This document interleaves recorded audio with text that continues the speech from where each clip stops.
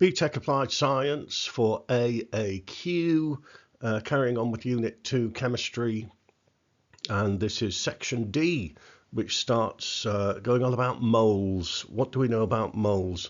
You did them at GCSE, but let's go through the basics so that we really understand what's going on. Moles. Now, in this video, what is a mole? What is meant by the molar mass, and what's the relative atomic mass, the relative molecular mass, relative formula mass, and then a little bit about gases as well.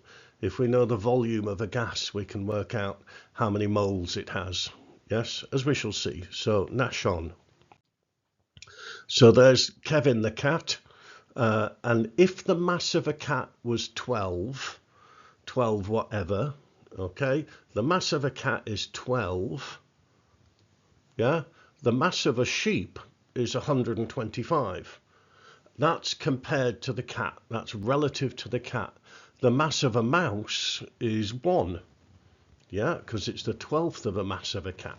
Okay, so this is the relative mass, the relative animal mass, if you like, is their mass relative to a cat. Okay, so a sheep is about 10 times heavier than a cat. A mouse is about a 12th of the mass of a cat. So it's the relative mass. Okay, what do you reckon the relative mass of a pig would be? Now, that's a fantastically interesting question. I reckon about 400, something like that. Now, 1 mole is the number of atoms in 12 grams of carbon-12. This number 12 is coming up again. Yeah, that sentence, learn it. It's the number of atoms in 12 grams of carbon-12. It's a very, very, very big number. And we are not actually going to use this number at any point, but just look, 6.02 times 10 to the 23. That's like 6 with 23 zeros. It's a very, very large number.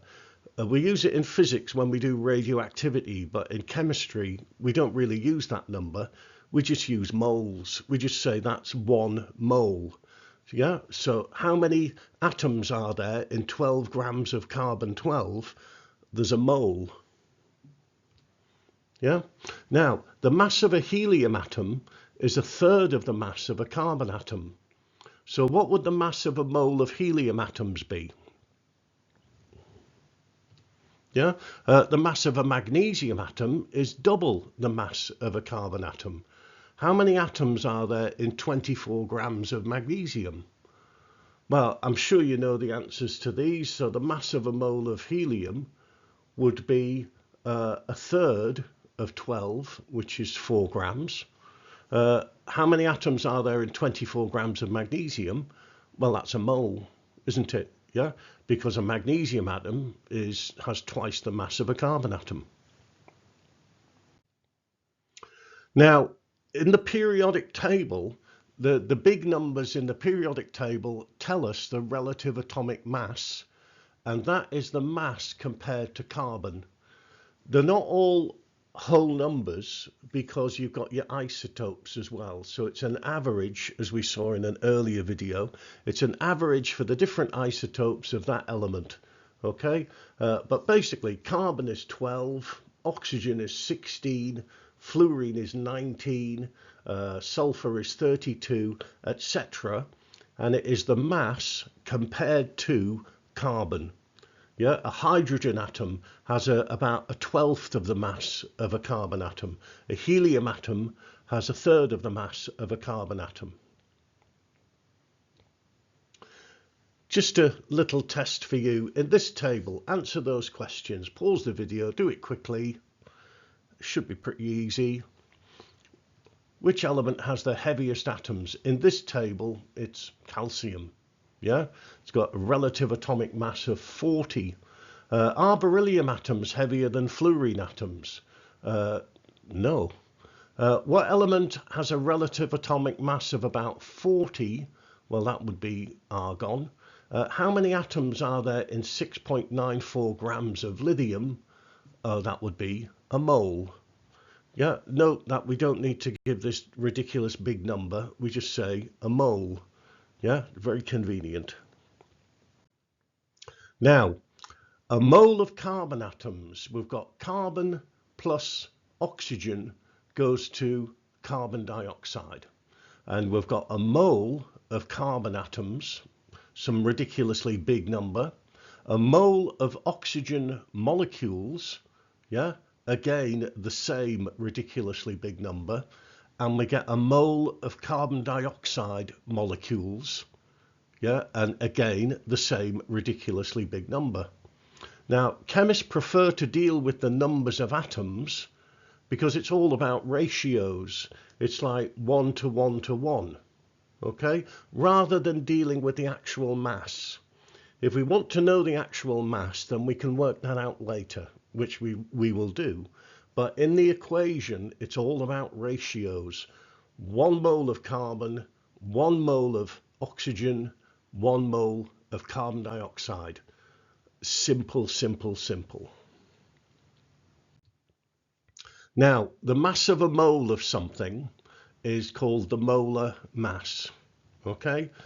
Note that when we said the relative atomic mass, that doesn't have units, but molar mass does. It's the mass of a mole. It's actually the same number. Yes, the molar mass of carbon is 12. The molar mass of carbon dioxide is 48. The molar mass of sodium chloride is 58.5 grams, I beg your pardon. Okay, 48 grams, 58.5 grams. It's the same number, it's just the mass of a mole. Big M is the molar mass. The same number as the relative atomic mass. It's the big number in the periodic table. Okay, now the molar mass of an element is equal to the relative atomic mass in grams, which is what I just said. So you have a go at these. Pause the video, have a little think, yes, and the answers are, and that should be pretty straightforward. Don't need to explain that, do I? Okay, now, if we know how much of something there is in grams, like if I had 120 grams of carbon, then I can work out how many moles there are. Yeah, if I divide 120 grams by 12, then I've got 10 moles. So that's a little equation, important little equation, which we will use a lot. When you do your titration assignment, you will need this equation. It's very important. So the number of moles is the mass divided by the molar mass. So using that little equation, fill in the table. And the answers are that.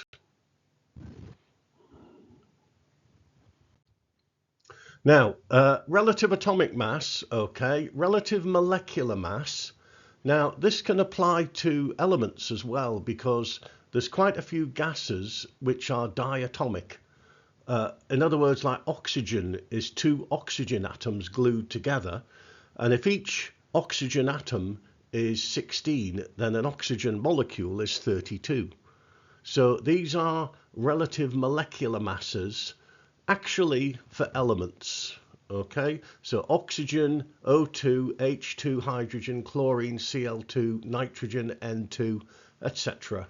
because they are diatomic. So be careful if you've got oxygen in an equation and it's a gas, then we're talking H2. Relative formula mass, hopefully we're starting to get the hang of it, is the mass of a particular compound compared to carbon. So carbon dioxide, looking at the equation CO2, is 1 carbon and 2 oxygens. So that's 12 plus 2 times 16, so that's 44. So a mole of carbon dioxide would be 44 grams, wouldn't it? And the relative formula mass is 44. Dead easy. You have a go at them. Pause the video and the answers are Jolly good. Okay, to finish off this video, there's something we need to know about gases. And this sentence at the start is very important. 1 mole of any gas at 20 degrees centigrade and a pressure of 1 atmosphere has a volume of 24 decimeters cubed. Okay, learn that little sentence. 1 mole of any gas. Doesn't matter if it's oxygen or hydrogen or helium or carbon dioxide, or if you like air as well. As long as it's made up of little particles, it's a gas. Doesn't have to be an element.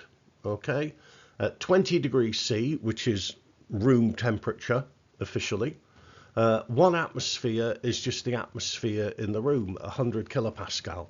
Yeah, the atmosphere due to the atmosphere, the pressure due to the atmosphere. 24 decimeters cubed. What's that then? Well, chemists have a thing about decimeters cubed. I would just call it litres. A decimeter cubed is a litre, like a Coke bottle is a litre of Coke. Yeah, and that's a decimeter cubed. It's 1,000 centimeters cubed, or 1,000 milliliters. Yeah, a milliliter is 1,000th of a litre. So a decimeter cube, don't panic, it's just a litre. Okay, this big bucket, I got this picture of a bucket off the internet because apparently that is 24 litres, so that is 24 decimeters cubed. So is that bucket empty? Is there anything in it? Well, yes, there is. There's a mole of air molecules. Yeah, there's 6.02 times 10 to the 23 gas particles in that bucket. It's a mole of air molecules, as long as it's at 20 degrees and 1 atmosphere. Now, obviously, the volume will depend on the temperature and it will depend on the pressure as well. But in any sums that you get in this topic, it will always be at 20 degrees C and 1 atmosphere. We say it's standard temperature and pressure. So if we know the volume of a gas at STP, we can calculate how many moles using this equation. Yes? If it was 1 mole, it would be 24 decimeters cubed. So could you have a go at them? And I will show you the answer in 3, 2, 1. And I think the first two are pretty straightforward. Okay. The last one, a little bit tricky, because I've given you 67.2 centimeters cubed, or 67.2 milliliters, and so you've got to divide that by 1,000 to get your decimeters cubed. So 0.0672 over 24 is 0.0028 moles. I'm not using standard form because sometimes some students aren't particularly good at maths, so I'm keeping it simple and just giving you lots of zeros, lots of decimal places.